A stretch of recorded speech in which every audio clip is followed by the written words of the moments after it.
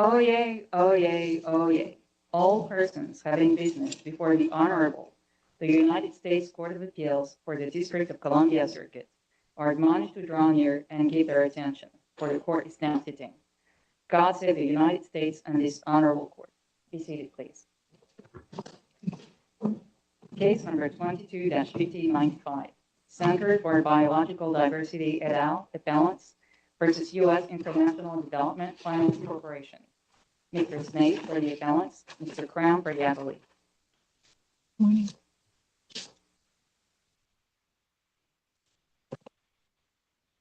Good morning. May it please the court.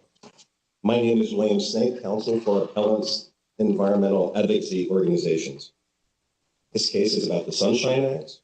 It's about a new agency called the U.S. International Development Finance Corporation, created by Congress in 2018. But this case is really about one person with one job that has different tasks at one agency. This one person, the executive director of the DFC, must be counted as the fifth member of the board for purposes of Sunshine Act compliance for two fundamental reasons. First, the text supports such a reading. And secondly, precedent in this court that both parties have discussed a lot, Simons, makes it clear that not only is this such position the president is nominating and the Senate confirming for, but at the same agency. Repeatedly in Simons, this court talked about ex officio as being from other agencies. We believe it's literally impossible for the executive director of the same agency, of which the job description includes being on the board, to be ex officio of his own agency. But let's go back to the text, though. You said that that's clear. How so? Because under the 22 USC section 9613A, structure of the corporation, you have there shall be in the corporation a board of directors, but then it says, comma, a chief executive officer. Then we go further down to the membership of the board, and then it indicates the board shall consist of the chief executive officer, but it does not include other officers that it indicated in the structure of the corporation. Your Honor, the way we read that statute is that the executive director is introduced in the subsection that you mentioned. And then when the board is discussed, the board is separated into three categories. Two of the three categories the parties have no disagreement on. One category are clearly cabinet officials from other agencies. Those are 4 individuals. Another category in that subsection are those that are in private practice or private industry. Those are, we don't have a disagreement on that. But the executive director has its own subsection line, which we argue makes it significant, particularly because this agency's predecessor agency, the Overseas Private Investment Corporation, had complied with the Sunshine Act. And there was no indication in the BUILD Act at all that Congress wanted to change course. In fact, in the Sunshine Act, in the BUILD Act, Congress explicitly said that FACA, the Federal Advisory Committee Act, was not going to apply. They didn't have that similar provision about the Sunshine Act. They were silent. But we also don't have a direct, specific language appointing the CEO to the corporation versus appointing the CEO to the board. Say that again, Your Honor. There's not a specific acknowledgement that as to whether or not the CEO was appointed directly to the corporation or appointed specifically to the board. I agree that Congress could have been slightly more clear, but when you look at that section as a whole, when you look at the executive director in its own subsection, not with the other two categories, when the job description that Congress created for this position includes board membership, this is a very common practice. And in fact, it's exactly what the Export-Import Bank does. And again, I refer you back to Simons, where the court made a big deal about how ex officio meant from other agencies, not from the same agency. You mentioned that that the BUILD Act didn't say that the Sunshine Act doesn't apply, whereas it was explicit that FACA doesn't apply. However, there's this, less clear, but there's some implication in the openness provisions of the BUILD Act. For example, 9613B1C directing that the board of directors develop a policy with respect to consultations, hearings, other forms of engagement. So why shouldn't we read that as leaning against your position that there was consciousness about the need for openness to public input, but it was provided for differently in the Build Act rather than through the Sunshine Act. Your Honor, two related reasons to answer your question. The first is that OPIC, the predecessor agency, had almost the same identical language in its organic statute, and it still complied with the Sunshine Act. The second reason is when you look at the text itself within the Build Act, it's really setting a minimum number of meetings. It's not talking about how those meetings will proceed. Because the Sunshine Act doesn't say you have to have a certain number of meetings. It just says when you do have a meeting, there has to be sunshine. So this, I think, was Congress setting a floor for the minimum number of meetings. It doesn't say at least 2 hearings. It says at least two public hearings. And there'd be no point to that word public being there if they were already required to be public by the Sunshine.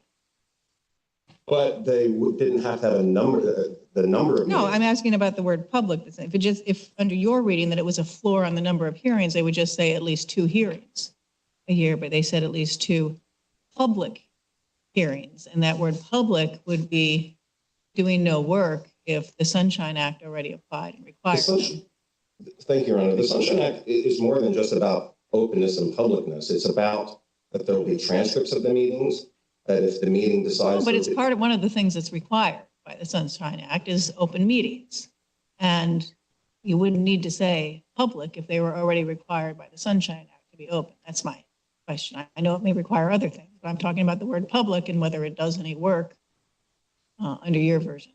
No, I see your point, Your Honor, but I think that because OPIC had a very similar provision and still complied with the Sunshine Act, and because the CEO is a very unique individual in this corporation, we don't read it that way. I do indeed see your point. But again, the Sunshine Act requires other things besides just it being in public. And I think if Congress had wanted to retreat from that, they would have been more explicit. The Supreme Court, tangentially, I agree these cases aren't directly on point, has said that there should not be repeals by implication. The Morton v. Mancari case, the railroad. This isn't no one says this is a repeal by implication. This is a repeal by counting. It's not even a repeal. It's a whole new statute, so it's not a repeal. Exactly. It just counts, adds up differently in the government's view. I understand that, Your Honor. Our point is that Congress didn't want this agency for the first time ever to not comply with the Sunshine Act. It would have said so explicitly, especially when it had a FACA provision saying they don't have to comply with FACA. There are other statutes that have where assume the government's counting here for this purpose. So other statutes where an agency or an entity has been created or recreated as in this context, and the numbers don't add up to Sunshine Act under one reading, that there are other statutes where Congress has taken the extra step to clarify by saying the Sunshine Act will not apply. The best analogy is the Export-Import Bank. And it's relevant for 2 reasons. The first is that the Export-Import Bank has officials that are identified by the statute as being officials and officers of the corporation, but they're also board members at the same time. In fact, it's more than just one with the Export-Import Bank. And when the Export-Import Bank was reauthorized 1 year later, after the Bill Act, 2019, and the Ex-Im Act does comply with the Sunshine Act, Congress was again silent with the Export-Import Bank. There was no provision. No, my question is there any statute where Congress has said the Sunshine Act will not apply?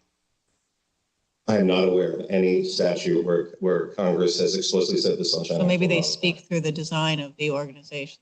Which you can't really do with PAC. The design of the organization is what puts you in, but here the design of the organization is in this majority counting, takes you out, so they don't feel a need to say it on the majority. If the design of the entity doesn't trigger the Sunshine Act, it sounds like Congress doesn't feel obliged. The only corollary, it's not exactly answering your question, but it's relevant, is that in the Neighborhood Reinvestment Corporation, Congress said that the Sunshine Act will apply. Sure. But we argue the reason why Congress did it there was because all of the board members were exactly like the Chrysler board situation in Simons. And so Congress wanted that particular agency to comply with. But I think that's fundamentally different here, where the CEO is the one. And I think we need to look not at Judge Wall's dissent, because I think she was in the wrong on that decision, but her idea that, and the majority, this is where the majority and Judge Wall agree, that if it's from another agency, that's ex officio, but not from the same, they talk at least 5 to 8 times they use that verbiage in Simons, and I think that really is key. That's what the facts were there.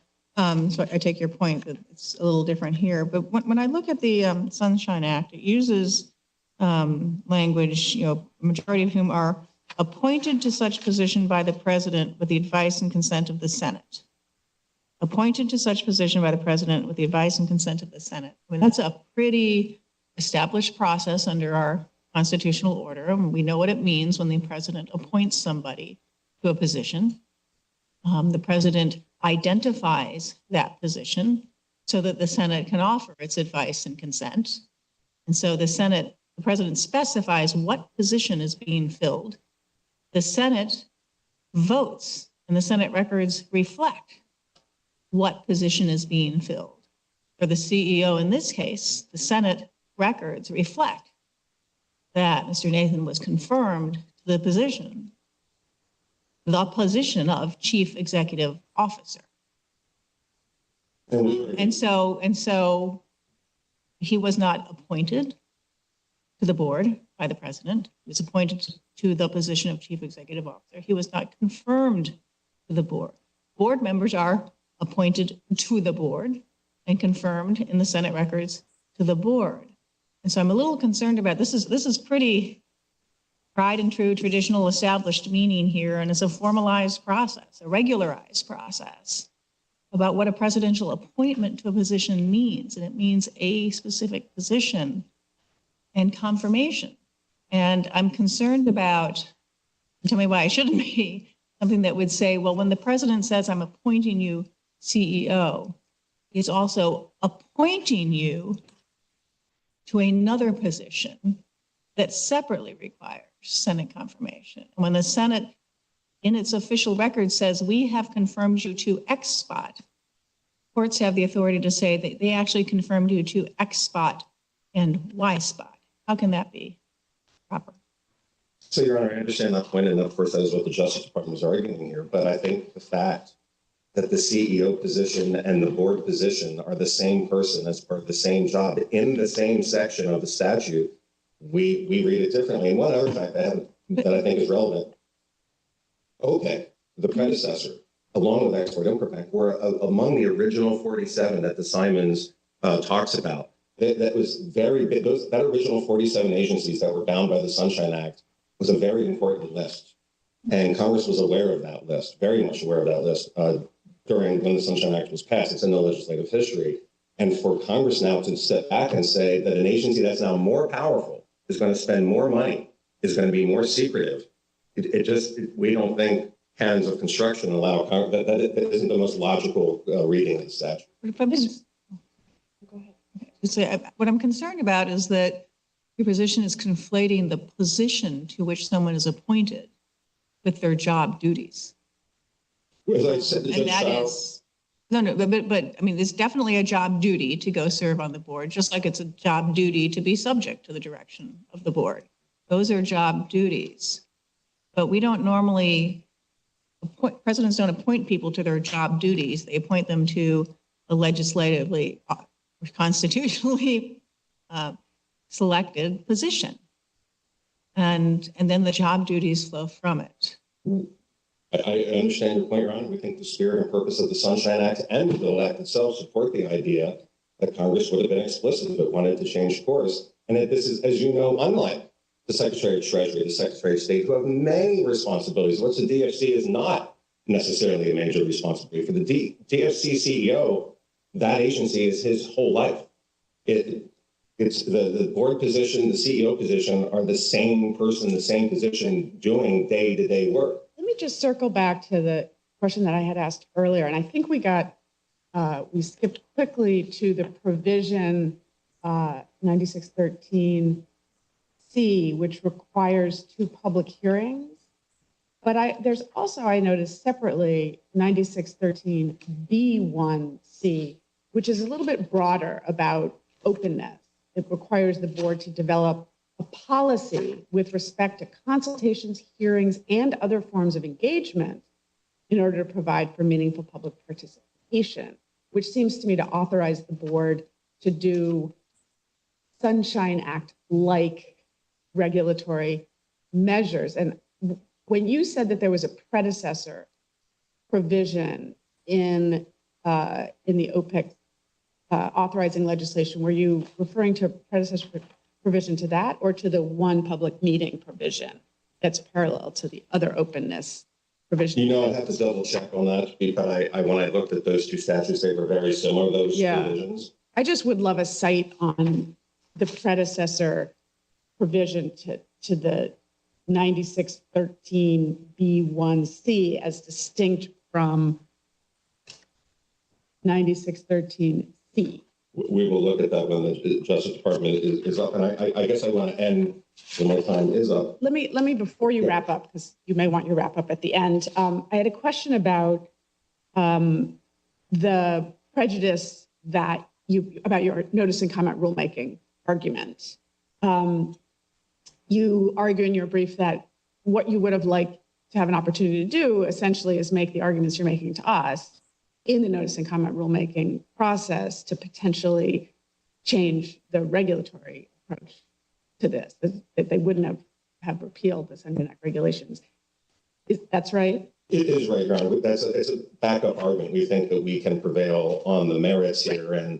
But yes, the fact that there had never been a situation teed up like this, where the decision was this, it should have had more. Right. But discussion. Other than that legal argument, is there any other prejudice that you've asserted to the failure to have notice and comment rulemaking? Well, in addition, related to that was no administrative record. At no point in time did the agency really give a rationale for why 1 week when it said it was going to comply with the Sunshine Act, that later, literally a week later, said it wasn't going to comply. And in fact, the Sunshine Act regulations were the only regulations the new agency didn't carry over from the old agency, which we think is striking. And there's no indication in the Bill Act that that should have happened. But you haven't made any claim, for example, that under this alternative provision of the Build Act, as the agency was rescinding its Sunshine Act regulation, it might at least have developed some kind of alternative sunshine regime, sunshine light under its Build Act authority. That isn't a claim that you've made in this case, as I read your brief. No. And I do refer to another answer is the amicus brief, the accountability mechanism, which would be another sunshine-like provision in the Build Act, is not as powerful a mechanism as the amicus brief points out, without the availability of information and transcripts and minutes that the Sunshine Act provides. So actually, the public transparency mechanisms are made less effective without Sunshine Act applying. And that was the assumption that all of our standing deference made, including the amicus brief. What deference should we get to the DOJ legal opinions about DFC not being subject to that?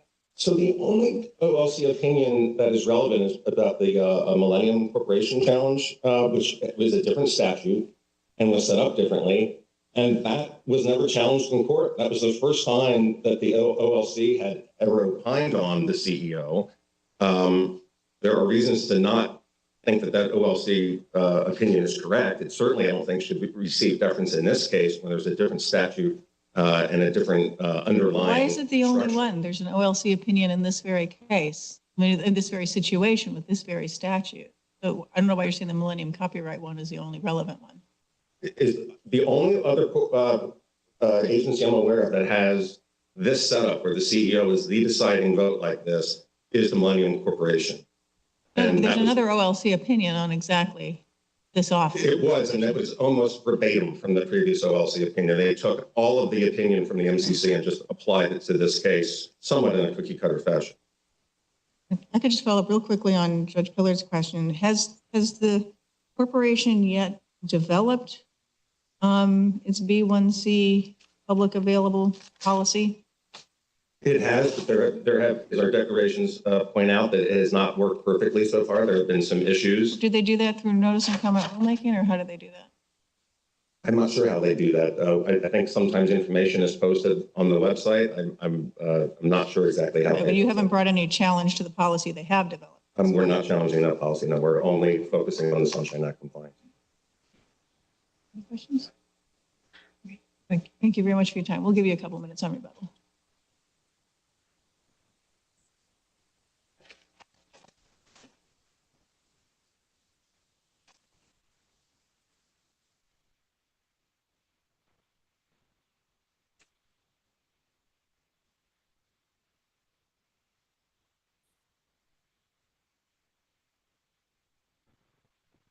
Good morning, may it please the court, Nicholas Crown. You might bring it up a little more. It actually affects the microphones and the recording, and How's that? it's better. Thank you. Let me start over if I may. Nicholas Crown for the DFC.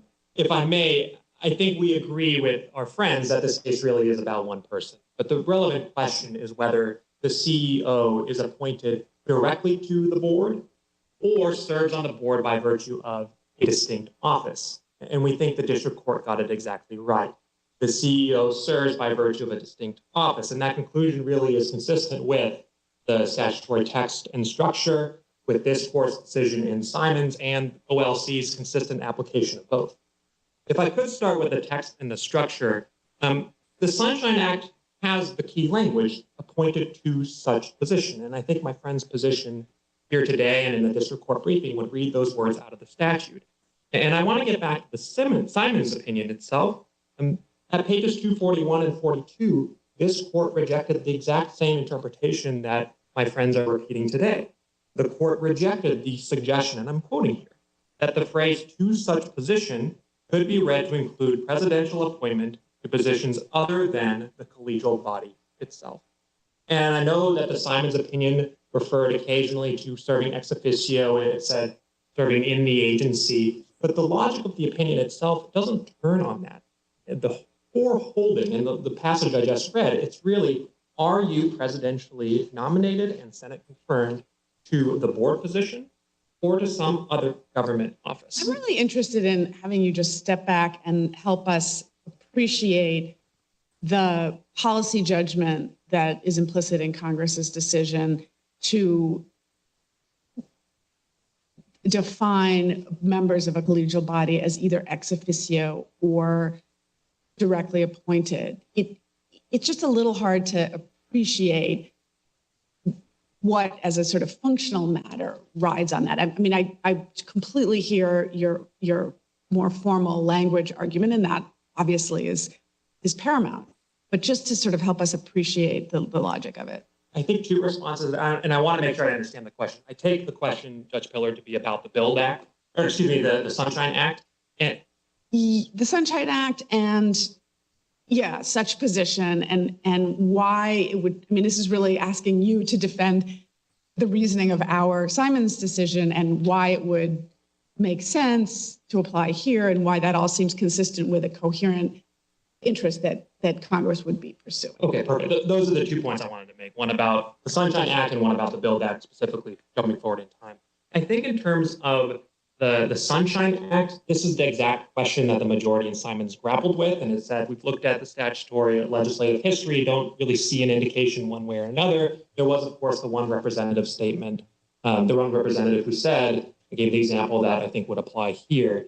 And what the court did was it said, well, when we've got legislative history that's silent, it's really precarious business to try to start injecting language into the statute. So we're going to stick to the plain meaning. But the second point I want to make is I think with the Build Act, what Congress was doing was intentional and perfectly reasonable because, as some of the questions with my friend earlier this morning, I think showed, Congress created an alternative scheme. It has, I think the reference was Sunshine Act Light. I think I would describe it as perhaps Sunshine Act Plus, because there is a carefully calibrated scheme that requires the DFC to work with stakeholders, not unlike my friends, to create the transparency and accountability mechanisms. And that's directly in the Build Act itself. And I think if we actually look at what Congress was doing, I want to make one clarification. It's not just that there was one predecessor entity involved here. There was both OPIC and the DCA, the Development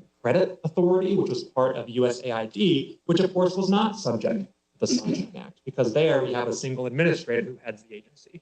So I think what Congress was doing is it has two entities that it's combining. It's creating a new entity, and it creates a different scheme that has all sorts of accountability and transparency. Let me just follow up on Judge Millett's question of your colleague on the other side.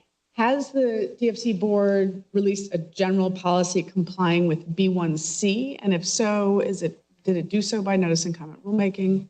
The answer to the first part of the question is yes. I think we identified the permalinks at pages 6 and 7 of the red brief. I I don't believe it was done through notice and comment. I will back up and say, of course, there hasn't been an APA challenge or even a Sunshine Act challenge brought by the plaintiffs here with respect to that. But I could list off some of the things that the DFC has done, and this was as required under Section 9613B and 9614, which of course require the DFC to create transparent and independent accountability mechanisms. So, for example, they have public hearings and notices. And in this respect, if we actually line up the differences between the Sunshine Act regime and what we have under the Build Act actually provides a lot more transparency and accountability if you just stack them up. So in terms of public hearings, the DFC provides more access than OPIC did, for example. There are 2 public hearings that are required by statute that allow public access to the board, whereas by contrast, OPIC had only 1 public hearing. And then, of course, you would have the Sunshine Act notice and meeting for a board meeting under the OPIC regime. But I want to make clear, and I know the amicus brief and my friend today mentioned the transcripts or minutes that would be provided. Of course, the Sunshine Act had a list of 10 exemptions from public disclosure. So what would happen on the ground with respect to OPIC board meetings is you would have the meetings, but they would last only about 15 minutes when they were in the public session. And what would happen during that public session is you would have, for example, the president might have a message. There would be tributes to people within the entity that were retiring or leaving service. And then there would be an adoption and recognition of the prior open portion minutes from the last board meeting, but everything else would be closed. At that point, they would remove public access, and because one of the exemptions would invariably apply very often, it would be the exemption for confidential information or proprietary business information. All of that would be closed, and because the exemption in the Sunshine Act matches the exemption in FOIA, those transcripts and meetings and minutes would remain outside of public view. So I think getting back to the policy or purpose of this arguments that my friends are relying on here instead of the text, it actually cuts the other way. The Build Act provides more transparency. I have a question for you about the harmless error analysis that the district court relied on. And people haven't really focused very much on the notice and comment rulemaking claim, but it's a separate claim here. And I think even if you're right on the reading of the statute, there's a question whether the failure to proceed under notice and comment rulemaking was erroneous. And we're very skeptical in this court of harmless error as applied to a claim that a rule was legislative and should have been subjected to notice and comment rulemaking. And in particular here, you note, I think very astutely in your brief that there is potential that plaintiffs might, for example, have used notice and comment to persuade the DFC to voluntarily adopt Sunshine Act-like provisions, and you don't assert that they would lack the authority, that the board would lack the authority to do that. So it seems different from, I think, the only decision that you cite where we have held the lack of notice and comment rulemaking to be harmless. I want to unpack that a little bit. I think the first thing I would say is that's not exactly the claim, at least as I understand it, both as reflected today during the colloquy earlier between the bench and my friend, and as the district court understood it. But I will say, I think what we were dealing with here with the rescission of the Sunshine Act regulations here was there was a formal request for a binding opinion from the DFC to OLC on a pure legal question. OLC answered the pure legal question and said, you are not an agency under the Sunshine Act. And at that point, I think the agency made, based on the legal determination, and it was treating the OLC opinion that it received as authoritative, said, we're not subject to the Sunshine Act, so we're going to remove the regulations that impose the Sunshine Act requirements on us. Now, I will say— But you acknowledge that doesn't answer the question whether that rescission has to be by notice and comment. Well, I think at that point, this might get to the Hadson case that we cited. I think the way Hadson dealt with the same situation, because there what happened, just as here, there was a change in statutory scheme, and the old regulations were rendered obsolete. And there was an argument, well, even if the old regulations were obsolete, you should have gone through notice and comment to have other stakeholders offer reasons why you might want to do this voluntarily. And what Hadson said there was, well, that's not an APA notice and comment. That's actually a 553 petition to open a new rulemaking. That's what you would have to do. And I think, as we pointed out, that's what should be the result here. And of course, I don't want to say what would be the merits or the right outcome in that case. There might be res judicata or other things that would attach, but I think that is the proper mechanism there. It's a petition to open new rulemaking, not to change, I think, on appeal, to amend the claim in the complaint. And I think, just to put a finer point on that as well, Judge Pillard, I think when we are talking about the regulations here, if you actually look at the Sunshine Act regulations that OPIC was operating under, the original rulemaking, the only authority it cited was the Sunshine Act. So once we know that the Sunshine Act doesn't apply as a matter of law, there was no authority for the regulations to stay in place. And I think that's, again, that maps pretty cleanly into the situation that was present in the Hadson case.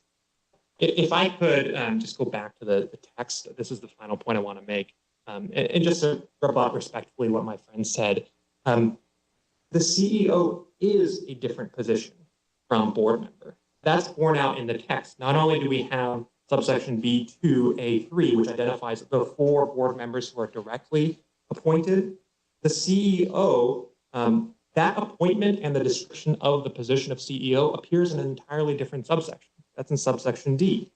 And it even says that the CEO shall report to and be under the direct authority of the board. This sort of gets back to the original question I asked you about the policy behind, the distinctions between ex officio and directly to the board, and you did a very erudite job of answering that. But I would sort of step back even further. Like, why would somebody who is being appointed to the very agency, why would we consider that to be ex officio in the relevant sense? Does it have to do with degree of political accountability? Does it have to do with specialization to the entity that you're being appointed, when you're being appointed to such position? We're thinking about this potential board member vis-a-vis the tasks of DFC, whereas when you're appointing the Secretary of State, you're not really thinking about what kind of role they're going to play on the DFC. I mean, it's a much bigger portfolio. So just why would it, I get the formal argument, but why would it make sense to draw the line, at the including this CEO as an ex officio appointee rather than including, if it were available under I'm just bracketing that question, if it were available under the terms of the statute, why would it make sense not to include this CEO who's being appointed to this position and simultaneously to this board, implicitly only, but simultaneously to this board? Why would it make sense not to have that person on the appointed to such position side of the line? If I could, I'll go back to the text, not because I'm being formalist, but because I think it answers the question. So the relevant distinction that I think Congress drew was not, well, I would just say affirmatively. The relevant distinction was between government members and non-government members. And I think once we take a look at it that way and look through that lens, it makes sense why you would have a different scheme. And I think this is borne out by the text because it says that the 4 appointees, and this shows that these are distinct from the other board members, the 4 direct appointees by statute cannot be employees or officers of the government. And that's in contradistinction with the 5 who we argue are not part of a Sunshine Act majority, but are government members who are presidentially nominated and appointed to different positions. And I think that makes sense because once you have that dichotomy of government members versus not, there are other accountability mechanisms that are already in place. And then on top of that, you can layer on top all the accountability measures in the BUILD Act itself. So I think that would be the response I would give.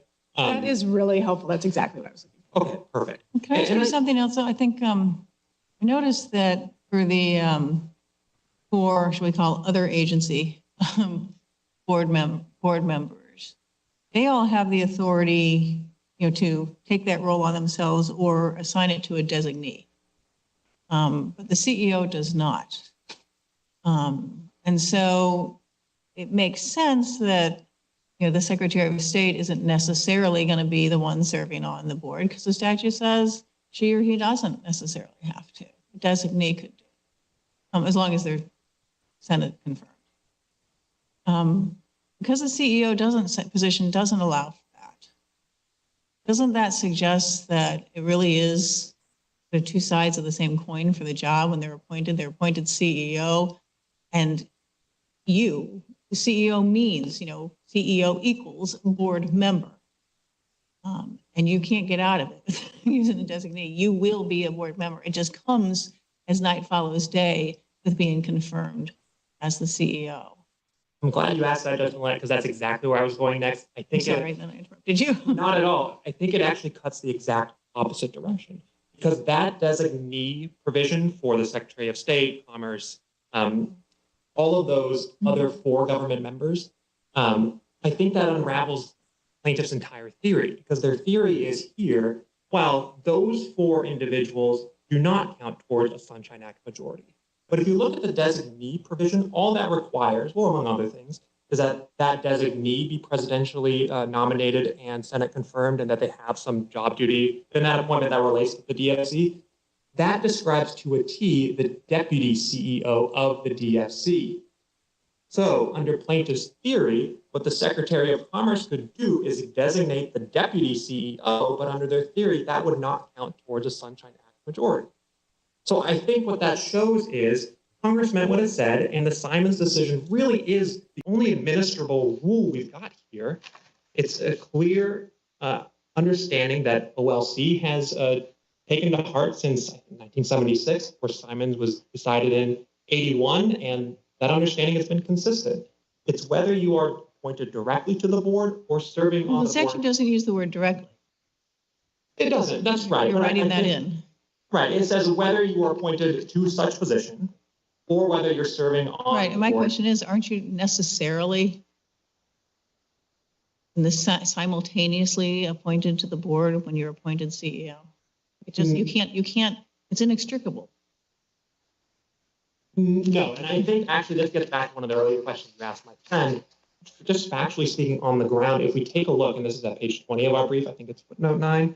If you take a look factually at what those nominations and what the Senate is doing when it's confirming, if you look at the CEO, it's the nomination to be CEO. And if you look at the four direct appointees, as we call them, it says to be board member of the DFC. And that's another distinction. But getting back to the text. But if the president had chosen to word it more fulsomely and put before the Senate CEO and board member, that it can't be your position that would have changed the outcome. No, it wouldn't as a legal matter. I think it just reflects the common sense, straightforward understanding from Simons all the way down. But I think if we really tug at that thread, Judge Millett, in a sense, that's the exact same argument you could make about the Secretary of the Treasury, that there are these consequences that flow. No, that's my point. Is you can't, because it doesn't follow as night as day for any of the four cabinet positions, or I guess the OID is not, but the other specified other agency positions. It doesn't follow. That's why.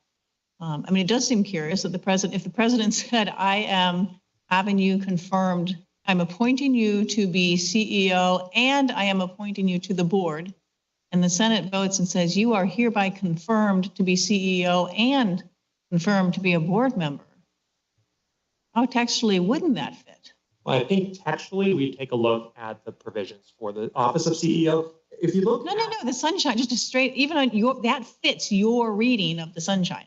No, I don't think so, because it's appointed to such position. Yeah, under my theory, it's as Judge Pillar just said, if the president phrases the appointment as you're appointed to be CEO and you are appointed to be board member, and the Senate in its records and its vote says you are hereby confirmed to be CEO and you are hereby confirmed to be a board member, and the commission is signed to be CEO and board member, how does that not put them? I was curious as to why you said, of course, that wouldn't count for the Sunshine Act. It falls squarely within the language of the Sunshine Act.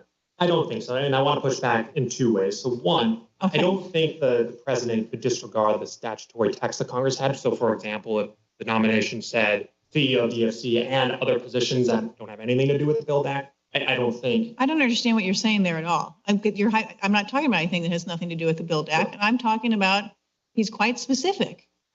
And the president will have appointed and Senate will have confirmed and commission will have been signed. And we're going to say y'all must have just been kidding. We're not going to count that. It meets your definition. He was appointed to such position and confirmed to such position, both board and CEO.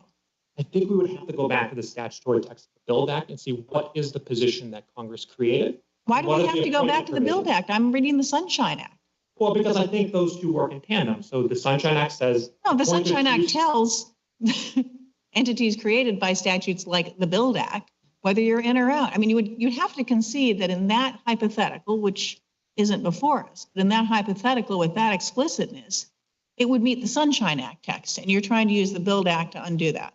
Is that what you're telling me? I want to make sure I understand the hypothetical. I'm not sure, because what I understand the hypothetical to be doing is that the president would be going beyond nominating to a position that Congress didn't actually prescribe in the statute. And I think that would be the problem. I think what matters here is what Congress said, both in the. What do you mean in Sunshine Act. positions that Congress doesn't prescribe? As I understood the hypothetical, it would be saying that the president would nominate CEO and then also tack on other things to the nomination. Not other things, would say you are being appointed to the position of CEO and you're being appointed to board membership. And I think in that hypothetical, there would be a strong argument that the president might be flouting the congressional text. But I want to get back and just reiterate, of course, as I think I heard, that's not this case. Not flooding that would meet, all I'm asking you is whether that would meet the Sunshine Act definition. That would. I don't know. I would have Maybe to take a someone would look have at an that. argument that it was, void ab initio as an appointment for some reason, but that doesn't mean it doesn't meet the Sunshine Act text as you read it. No, I think it might. If it's void ab initio, that would be a serious problem in It could be a serious problem, but it would meet what you're asking for under the Sunshine Act. Unless you mean the Sunshine Act, when it says appointed to such position, maybe not void ab initio, because you have all these things when there's erroneous appointments and things can still, you guys are always arguing that we can still credit the actions of the agency. So I'm going to take away the ab initio, but maybe voidable. It would meet the Sunshine Act definition. It would have been exactly what the text means. I want to be very careful. I'm not sure if I'm understanding the hypothetical correctly, but I think if the president says other things in the nomination, I don't know how that would shake out under the Sunshine Act text. What I can tell you. Presidents have appointed people to two positions at the same time in the same document before. Right. And I think So that can happen. But what the Sunshine Act says is that may be true. And this is the insight, I think, in the Simons decision. It may be true that you are appointed to a position and there are other consequences or other positions that you will also be serving within the government. But statutorily, the appointment is to the position of the Build Act, CEO. And that's borne out in the subsection that creates the appointment process for the position of CEO, which is in a different subsection from the appointment of the four board members that are directly appointed. That's a Build Act authority, presidential authority argument. That's all I'm asking is textually looking at the Sunshine Act, it would meet that. I don't mean to fight the hypothetical. Maybe I'm just not understanding it. I think that the problem would be is we have the congressional text, we got the statutory text. It creates the position of CEO. It says in subsection D, it's distinct from the board because the CEO serves under the direction and is accountable to the board, which separates the two offices. And the only authorized appointment within the Build Act that Congress prescribed is to the position of CEO. And there are downstream consequences, just like there would be. Congress authorized 4 appointments to the board directly. And we'll assume this CEO appointee is coming from outside the government. Well, I think that's also something that Congress prescribed. And maybe we were talking about one person being appointed to 2 positions. Yes. Right. Okay. Then if I misunderstood that, Congress says those 4 board members can't be members of the government. So I think by statute, that hypothetical just wouldn't work because it would be. I'm just trying to understand your position on the Sunshine Act. Right. And I think there are other ways Congress could have done that. So apologies if I misunderstood the hypothetical. I think my problem was the statute forecloses that precise hypothetical. But it certainly could be the case that there are Which other actually ways. reinforces your point, but. Yes. But there are other ways that Congress could have structured this statute or other statutes in order to provide a Sunshine Act majority. And I think after Simons, if you wanted a blueprint on how to create an agency without a Sunshine Act requirement, this would be it. This would be the text you would use as the Millennium Challenge Board OLC opinion reflects. In all material respects, these are the same And I think the same conclusion should apply, and it flows directly from Simons. I just have one little follow-up question on the harmless error point and on your footnote 15 on page 29 of your brief, where you're talking about Hadson. And you say, to the extent, and I realize they haven't preserved this, but to the extent that plaintiff's objective would have been to persuade the DFC to voluntarily adopt the same regulatory requirements, you say they might petition for new rulemaking. Well, we all know that petitioning for a new rulemaking is a very uphill battle, whereas if there were already convened by notice and comment a rulemaking on the repealer of the Sunshine Act regulations, there's no reason to think that that noticed rulemaking would somehow be statutorily limited to actions authorized by the Sunshine Act. Is there any authority on that point? Yeah, I want to bracket all of this. This hasn't been raised. I understand. I think there would be a serious question whether you could do that, because the Sunshine Act provisions that require you to promulgate regulations say entities that are subject to these requirements. Right, but when you're convening a notice and comment to repeal that, first of all, by hypothesis, you're not sort of doing so under the Sunshine Act. You have to kind of do so under the Build Act, because the Sunshine, under your theory, the Sunshine Act no longer authorizes rulemaking. It only authorizes taking it away. So I'm wondering if there's any authority or sort of conceptually how to begin to look for something that would say it wouldn't, yes, they haven't preserved it, but had they preserved it, how do we think about that scope question? I think we would look to see if there's authority for the agency to conduct that type of rulemaking to impose these types of regulations. Yes. And I think I've looked, I didn't see any in the Build Act, and that's borne out, I think, by the original rulemaking, which of course cited the Sunshine Act itself with respect to OPIC. Well, but that's where I started with the provision, whatever it was, B1C, which does talk about. It doesn't talk about rulemaking, but it talks about needing to have policies. Right. And we separately have to ask about rulemaking and is it a legislative? Exactly. And then getting back to notice and comment, and I guess also harmlessness, I think this shows the harmlessness because B1C and 9614 as well, which has another requirement. What Congress did is it created a new scheme with new accountability provisions.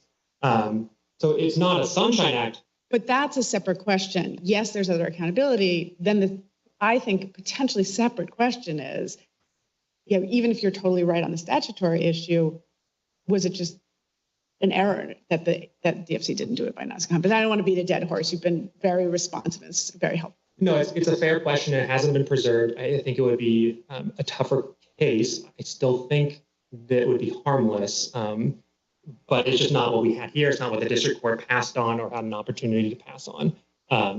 But I do want to just reiterate, I think we would have to look for statutory authority to enact Sunshine Act regulations. And you very carefully in your brief did not assert that there was a lack of such statutory authority, which I was appreciative that was a carefully written. I will say I think it's an open question, and that is why a petition to open rulemaking, I think, would be the right result. And of course, the Hadson decision, I think, bears that out as well. Can I just ask a quick, I'm sorry, just a very quick timing question. Yes. At the time they repealed the Sunshine Act regulations, were there 9613 B1C and C public hearings? Both, I don't know if they needed any rules for that, but any policies for that, but at least the B1C, were those already in place or did those come in place after they repealed? I want to be careful. It's my understanding that B1C policies, I think there was discussions going on with stakeholders. I think those were finalized in December of 2020. And then the repeal, of course, was April of 2020. So I think they were. So they came in there. I think they came in afterwards. Okay. But of course, there hasn't been any. And can we find those somewhere? Yes, I think we have the permalinks at pages 6 and 7 of our brief. All right, and then just what is your position about whether or not the CEO is ex officio? I think he's ex officio in the same way that Simons referred to that language. What ex officio means is you are serving by virtue of another government office, and I think that's what Black's Law Dictionary says. We cited that in our brief as well. And if you wanted to cite for Simons, I think page 241 says that. and I'll quote here, board members serve ex officio by virtue of their appointment, concededly by the president with the advice and consent of the Senate to other high government offices. But I think that's the meaning here. And offices there doesn't mean agencies. Correct. Absolutely. And I think that's borne out with the Millennium Challenge Corporation, where we have the same thing here.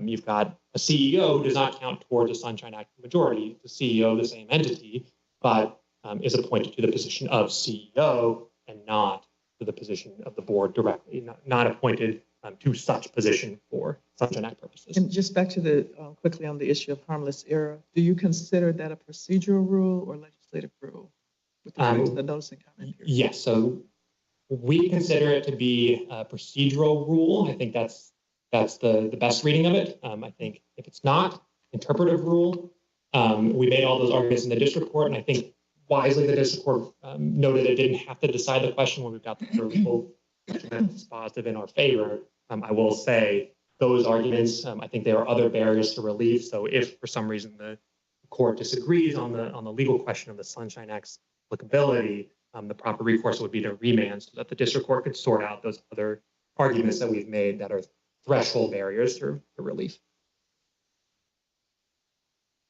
Any questions? Thank you very much for your time. Okay, Mr. Snape, we'll give you 2 minutes for rebuttal.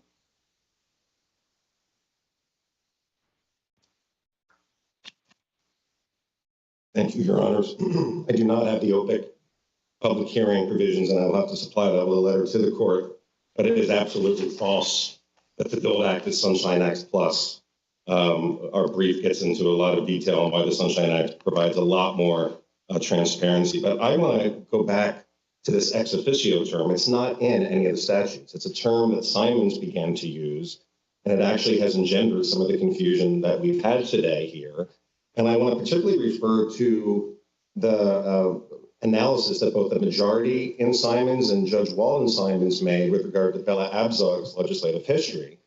I take the majority view on that it provided a little bit of a glimpse, but what they both agreed with was that if it wasn't going to be an agency subject to the Sunshine Act, it was likely going to be an advisory committee, like the National Security Council. And therefore, I think the exemption in the Build Act, the FACA, is hugely important. It was Congress saying this is not an advisory committee. They do not have to comply with the advisory committee type of rules. And the fact that ex officio is this dangling term that's being used in a lot of different contexts, I think has been part of the problem. Never did Simon say that the CEO of a corporation that serves on the board, and that is, in fact, as I said openly, they talk about other agencies all the time, and they made a big deal of it. Well, the Sunshine Act has a definition of agency, so it could have just been referring to the Sunshine Act definition of agency. So, but it's ex officio, which is extra to the office. Are you arguing that the CEO position is not a distinct office within the meaning of that traditional term, ex officio? We're arguing that the office has as an inextricable part of it. That's just a job duty. Offices have job duties. And being on the board is a job duty. That's a job duty. So it's actually not outside your office. It's part of your office. So when ex officio is outside the office. But if then the CEO is nominated to such position, and such position includes the board member, that's not some separate thing that occurs. It's this thing that happens when the CEO becomes the CEO automatically. And the fact that the board hiring support staff is part of, I'm assuming that's allowed here for this CEO. Must be some hiring authority, must be some budgeting authority, things like that. Buying office supplies. But you aren't appointed to and confirmed to the person in charge of office supplies. It's just a job duty.